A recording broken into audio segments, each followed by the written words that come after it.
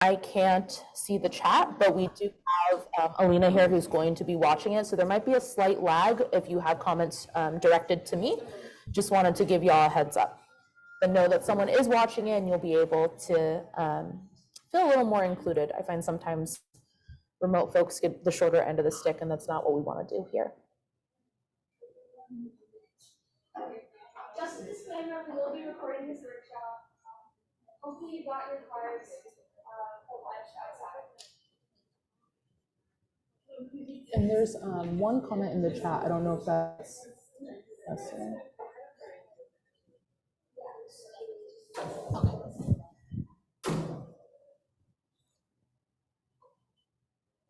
Doors are closed in this physical realm.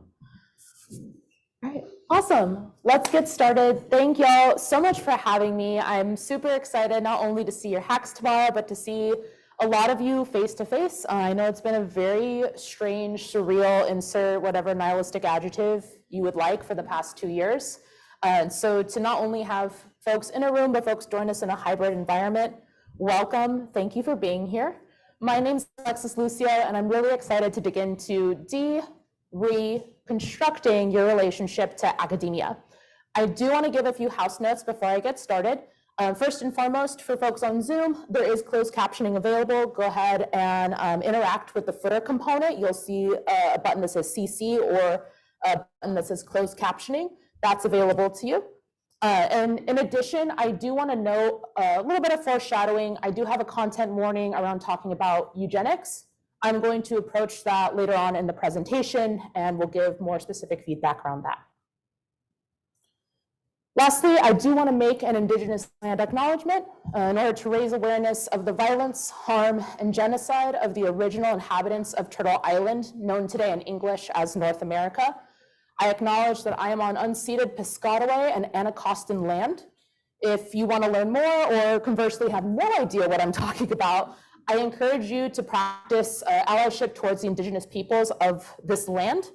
Some ways of doing that are visiting native-land.ca to figure out what unceded Indigenous land you're on, and researching movements like the Land Back movement and missing murdered Indigenous women and Two-Spirit people. That all being said, I'm going to take a different approach for this workshop, and I'm not going to introduce myself right away.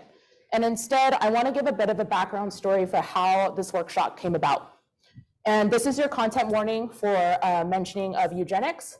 I'm going to verbally announce this, and in addition, raise my hand when I'm talking about the content. So if you need to mute, if you need to plug your ears, you'll have a visual cue and an audio cue of when this content is over. It should be done in about 2 minutes. And I just want to say that everyone has a different relationship to this material, so please do what feels good to you. No one take offense. I don't take personal offense if you need to walk out for a little bit. Please place your health and sanity first. So, how this workshop came about. Earlier this spring, I took an Introduction to Masculinity Studies class at a community college out of pure interest.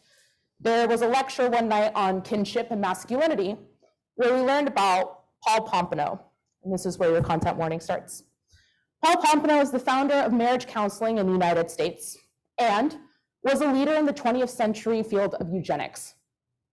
The instructor later on said that he was, quote unquote, good friends with Leland Stanford. And that really shocked me. I thought, Leland Stanford, like the Leland Stanford, like Stanford University, like the university I went to and that I'm an alumni of. And that news made me really uncomfortable. So I did what any millennial would do, and I went to my friend's group chat. And it turns out that no one in my community was surprised by this. So image description, this is a WhatsApp screenshot, and I wrote, TIL, Leland Stanford was buddy-buddy with the lead eugenics psychologist of the 20th century. Why wasn't that in new student orientation? Emoji grimace, laughing, tears, emoji face. My friend Kevin replies, yep, same as David Starr Jordan, as in Jordan Hall in the main quad. And I reply, God damn it, Stanford. Now, for those who don't know, David Starr Jordan was the founding president of Stanford, and who the psychology building was named after until October 2020, where because of his involvement in the eugenics movement, his name was removed from the building. And I further went down this rabbit hole to discover the Stanford Eugenics History Project, who had a plethora of information on Jordan, including his stance on how he felt about Mexicans. One of his quotes that I have here says that they are teeming millions, ignorant, superstitious, and ill-nurtured, with little self-control, lacking, indeed, most of our Anglo-Saxon values. So according to Hall's standards, I shouldn't have gone to my alma mater, let alone exist. I also learned that Hall had friends, and these friends also had buildings named after them. They were buildings that I attended lectures in, that I resided in, that I ate dinner in during my undergrad education. By all means, my queer, indigenous, femme body on campus would make them roll over in their graves. End of content warning. Now, after processing and getting over all these waves of feelings that I had a startling realization. Is this why I never learned about web accessibility in school? Now, you may be wondering, where are you going with this? Or like, what the hell, Alexis? Like, this isn't what we signed up to learn. And I want to challenge you because this is part of my job. You see, my name is Alexis Lucio, and I'm a senior accessibility designer at GitHub, where my job is to make GitHub the home for all developers, regardless of ability, race, gender, background, socioeconomic status, and internet bandwidth. I've been working in the web accessibility field, or A11Y field, numeranim, for about 3 years now. And honestly, I couldn't be happier doing what I do for a career. But I never learned anything about web accessibility in college, even if product design engineering and computer science were the second and third most popular majors, probably still are, at Stanford, churning out hundreds of starry-eyed new grads ready to quote unquote make a difference, only to contribute back to society's ableism.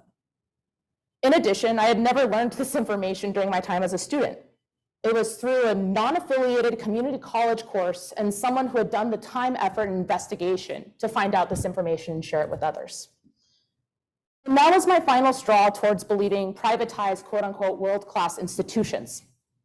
And so I wrote a blog post about this topic, and it's been sitting on Google Drive for 5 months now, sort of out of fear to post it, until a hackathon called Technica came and asked me to present this workshop.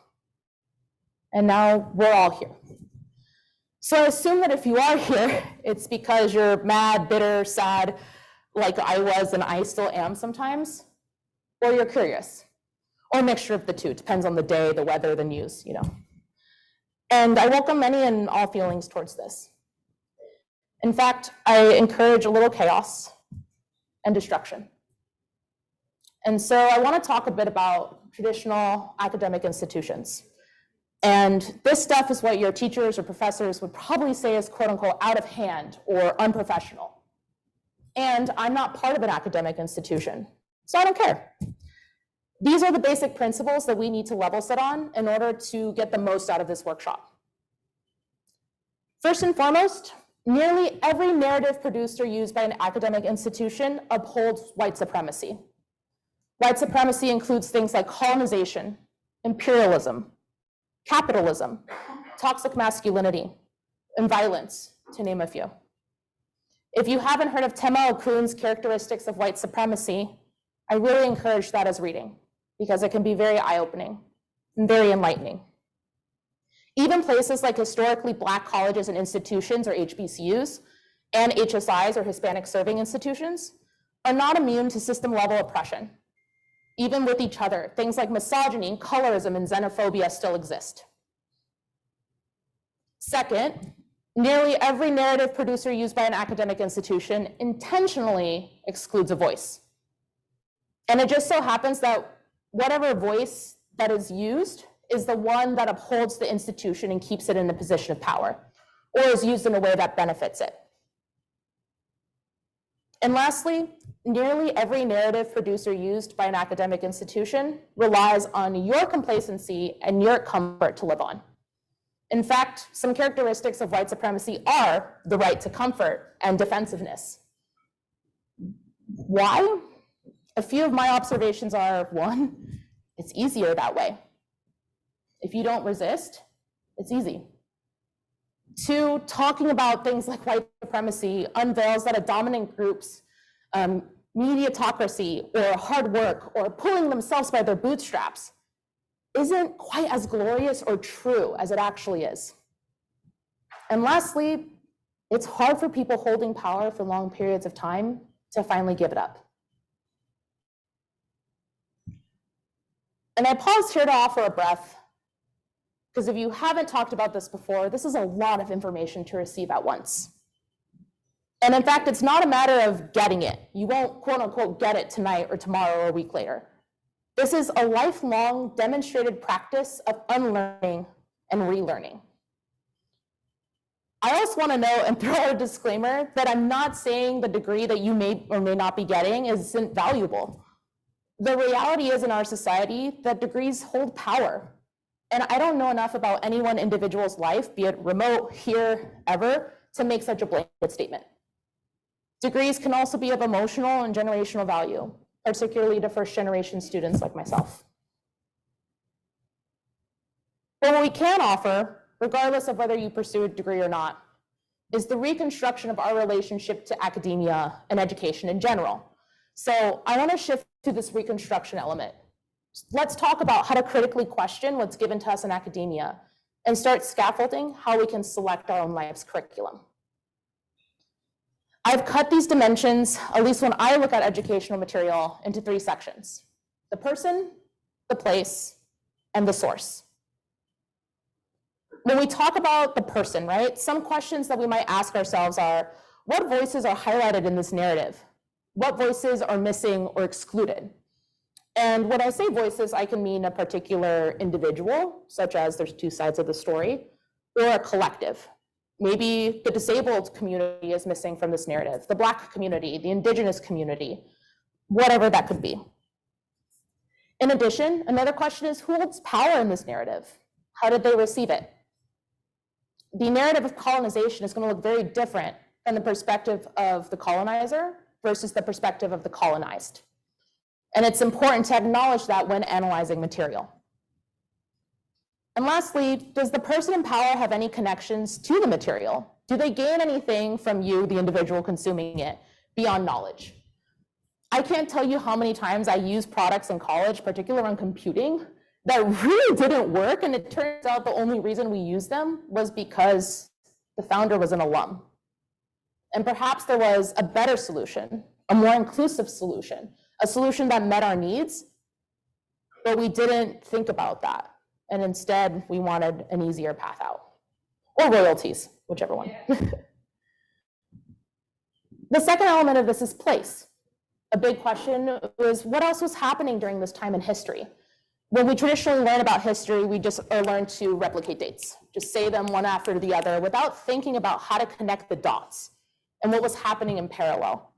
Maybe in a different nation, maybe in an earlier civilization, maybe in our own backyard.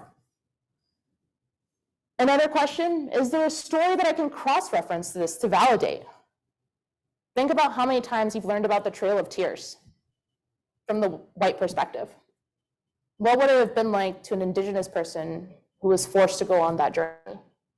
And think about how much you've heard of this from a perspective who's so far removed versus the narratives of the actual victims of that event.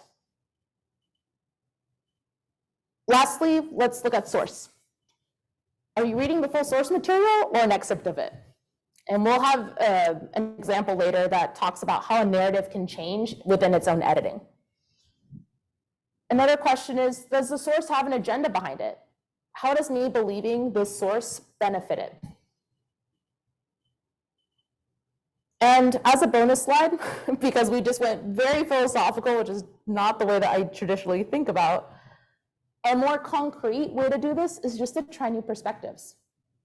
One that really benefited me and was the impetus for this talk was a world-class institution versus a community college. There's a lot of negative connotations around one versus prestige around the other, when really they're both forms of learning.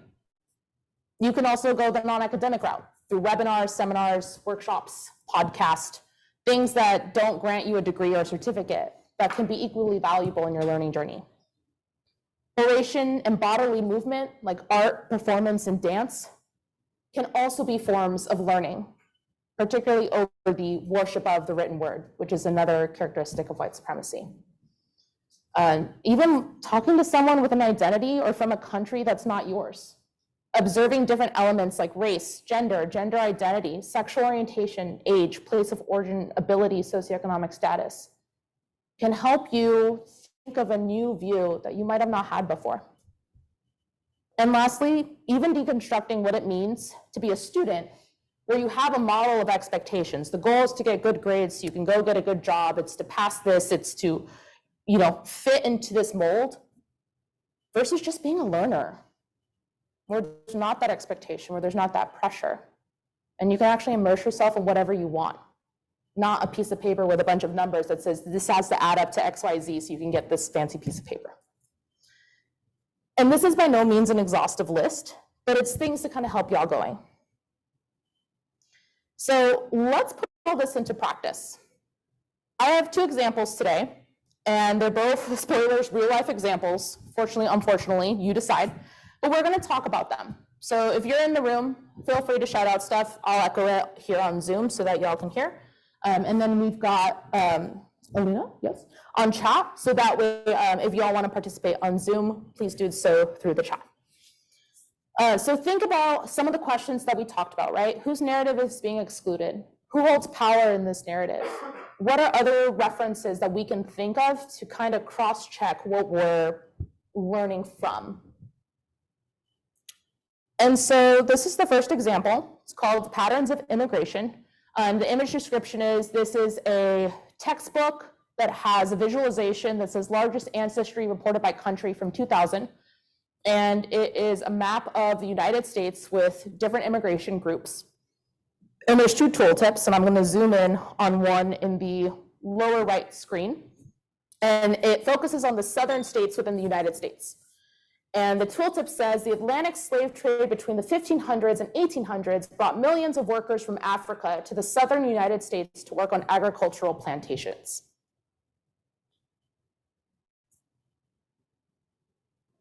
Any observations? Questions? Yeah.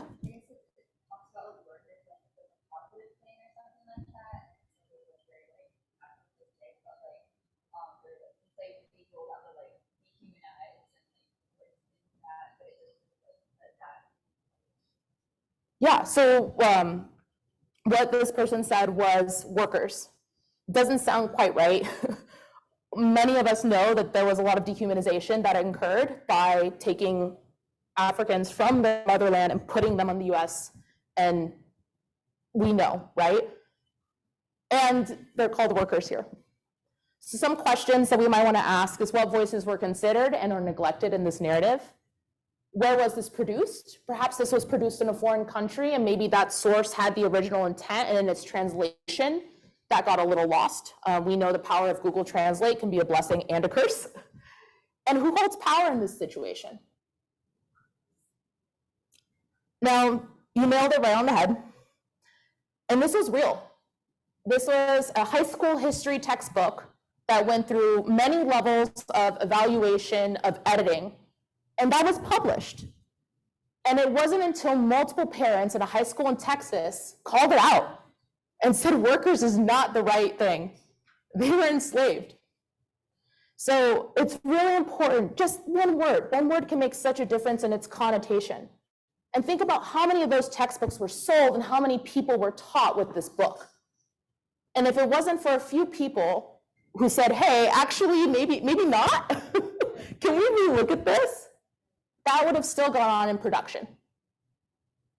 And one bonus I want to add to this case study is look at when harm has been done and pay extra attention to how the restorative justice portion of this is handled. I have a screenshot of McGraw-Hill, who's the textbook publisher, on Facebook, because that was how their official apology came about. And I want to pull out some sentences from this. Effectively, they say, yes, like our textbook covers slavery in many chapters. This was kind of a one-off instance. However, we did conduct a close review of the content and agree that our language in that caption did not adequately convey that Africans were both forced into migration and to labor against their will as slaves. We believe we can do better. And, to be fair, it talks about an action item, which is great. But the more you read about it, the more you're like, at what point does your apology not matter because of the damage that's already been done? And what could doing more than just what I call the written version of thoughts and prayers do? And I want to bring up a second example, and this is about blind people and speaker descriptions. So to add a little bit of context, one of the things that I work on as an accessibility designer is something called alt text or alternative text. For those of you who work in HTML and CSS, you'll know this as alt equals empty quotes or some sort of series of words to provide a screen reader with what an image is, such that low to no vision users and screen reader users know what that image is in code. In addition, something that you can use when you know that you're speaking to low to no vision users is a speaker description. And that tells folks essentially things about you that they might not perceive. So for instance, I could say, speaker description, I am a non-binary femme-presenting Latinx person. I have shoulder-length black and blue hair. Today I'm wearing a black t-shirt. And it gives you a little bit of information that otherwise you wouldn't have. So about 2 weeks ago, there was a tweet that came out from Steve Felker, who's in the accessibility community, that talked about a survey that was done for speaker descriptions. The two questions were, do you find it helpful when people describe themselves during meetings or at conferences? And two, provide any feedback or comments on this practice. The survey was anonymous. It talks about the total number of responses. We'll get to that in a second. There is a rather sparse pie chart. Has no legend, no title, doesn't tell me what's what. And so I did my due diligence and saw that this was a retweet. So I looked at the original tweet as well. And Paul J. Adam, another accessibility practitioner, says this is amazing. The survey results are from an ongoing research project, etc. Now, if you're looking at this at face value, you can see total responses says 370, yes, 113, no, 257. So about 2/3 of people say that it's not helpful to provide speaker descriptions. And the feedback comment total, so that's folks who answered question 2, is about 304. And so I'm going to leave this up just so it's a little easier to read. But my next slide will say, like, again, what kind of observations or questions do you have by looking at this material?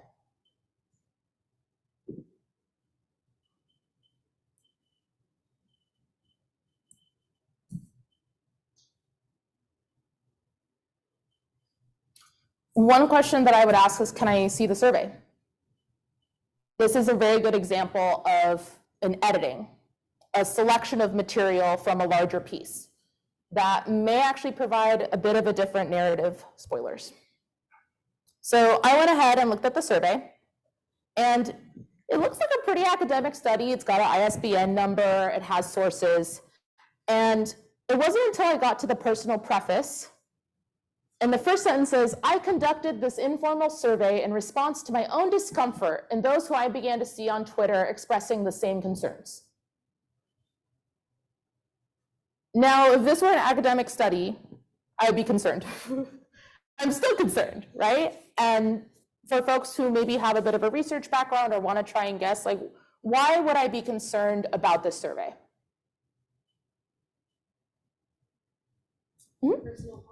Exactly. The person, out of their own discomfort, which they admit in the preface, and it's a very long preface, by the way, it's about 3 paragraphs long, says, like, I just conducted this, right?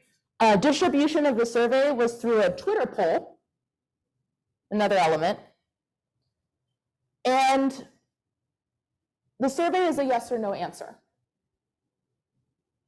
What might be a challenge with that nature of survey?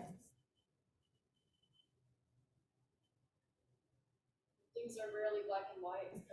Exactly. So either or, binary, characteristic of white supremacy. And when we talk about user research, this is a textbook example of confirmation bias. Most people will want to say yes because they don't want to tell you no, right? That's just the way that it works.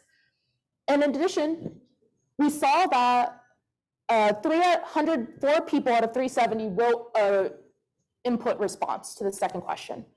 So that was 82% of users whose feedback didn't make it into those two tweets. And when I started reading them, I got a lot different results than what the tweet said and what Paul and Steve were trying to convey, that people don't want speaker descriptions. In fact, a lot of people wanted a maybe option. Some people expressed discomfort about picking one or the other. A lot of folks mentioned, hey, like, it works for some people and it doesn't work for all people. So we have to find a compromise somewhere. And this goes back to an idea that I really embody as an accessibility practitioner, which is the disability community, much like any community, is not a monolith.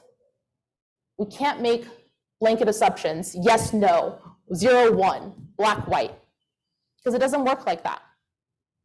And in addition, the number one thing I got out of this was that we need coaching around speaker description. Because some people do go off for a paragraph and you're like, Alexis, do I really need to know that you have brown eyes? Probably not. But if I'm wearing something that might be integral to my presentation, then yeah, you do want to know about it if you're low to no vision. Some other things that came up: is a sample size of 300 people adequate when there are approximately 2.2 billion low to no vision people in the world? I don't know, I'm getting a little sus, right? Another element was, as I started reading the comments, turns out sighted people answered the survey that was meant for low to no vision people. But that wasn't screened in this academic sounding paper. We mentioned this already with confirmation bias, personal bias. There's kind of a lack of scientific method to this. And I want to point out these two elements. The tweets came from sighted white cis males.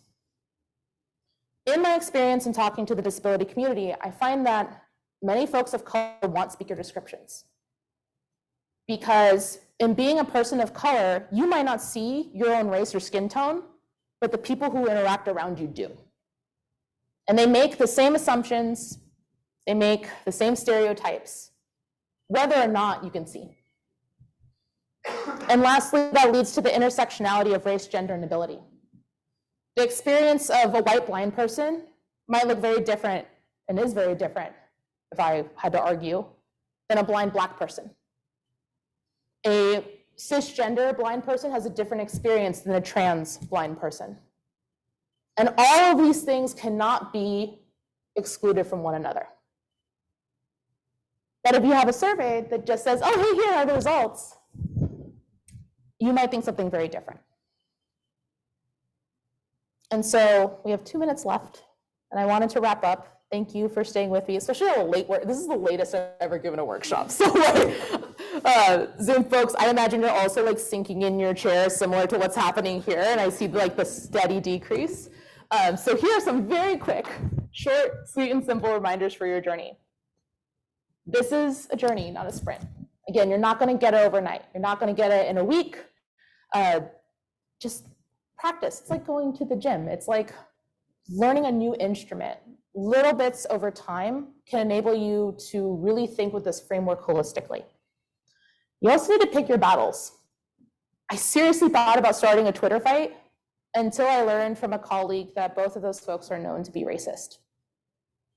And as a brown femme, would I stand a chance in talking to them, trying to enact some compassion when I could use that capacity for myself? And lastly, reflect on both the micro and the macro. Whether it's a textbook, whether it's an event, whether it's society, practice using different lenses, using different scales, because eventually that'll turn into your lifelong allyship practice.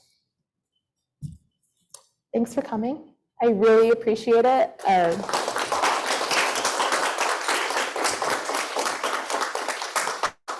I do want to note this is the first time I've ever done this workshop, so I would really appreciate feedback if there was something that you liked, something that could have gone better. That way it only gets better for folks who continue to take it and as it gets shared again. So yeah, I see some messages in the chat. I don't know. Okay. Happy to take questions, comments, live feedback, I'm like pretty modest about it. Yeah. Can you talk a little bit about what you've done Yeah, so it's going to be short because I've only been there for like 2 months. But effectively, there's a few things that I do. And I'm going to, if you're cool with it, go back into what I did at my last job because it's the same thing, it just takes time.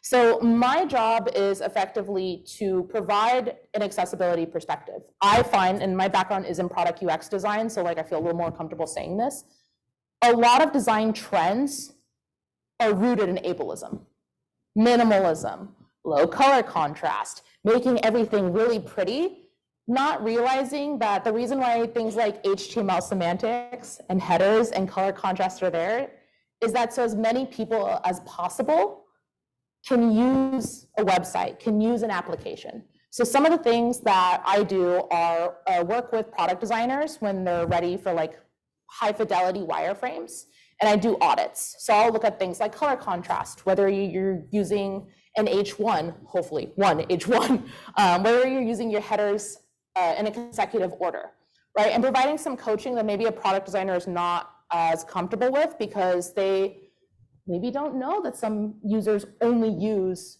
their keyboard and don't use a mouse, that some users only use speech, right? And I also help spec these designs so that engineers don't have to guess about what ARIA label to use, what landmarks to use, what regions to use. And the idea here is by putting accessibility at the beginning of the product development process, we're making much better products at the end. We're making much more enjoyable products, I say.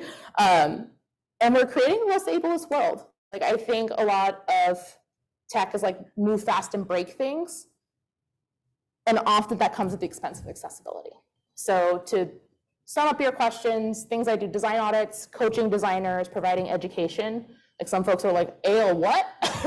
So that's what accessibility is. And then also connecting to disabled people and making sure that I'm amplifying their voices.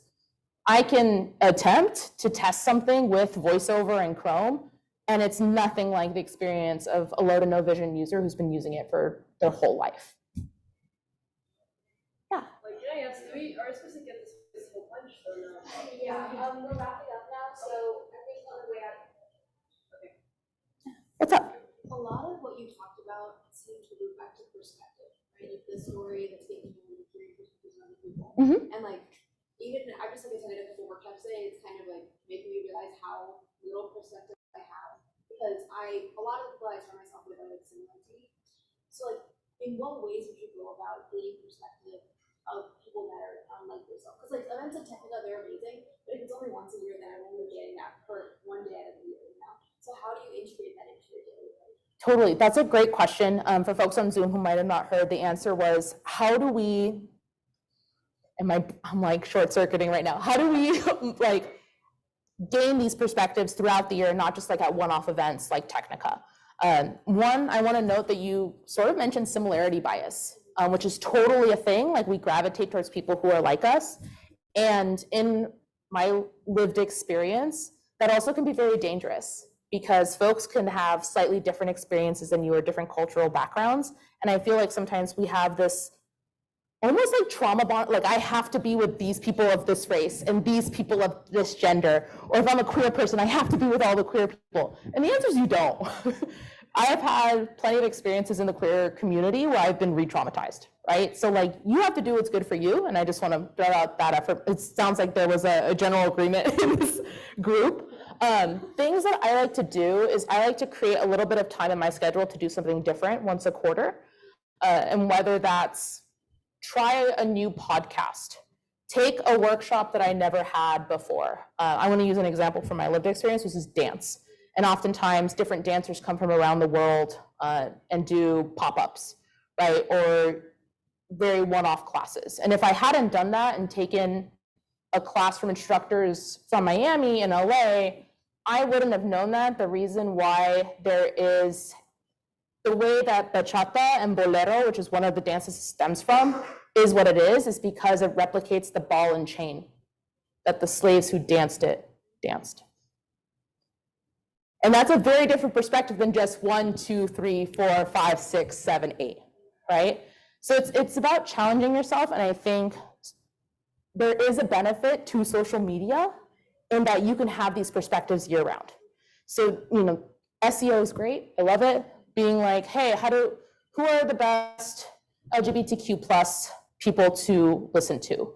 Who are the most recent Indigenous voices, most recent Black voices? And like, I, had kind of a similar experience, and I learned that there was a class put on by Black Panamanian women whose sole job is to teach anti-Blackness in the Latina community. And that was a big wake-up call for me, because I was like, oh, the things that my mom says, right? And like, it's not only making the time for that, but making the time to process it. And making the time to provide action to it.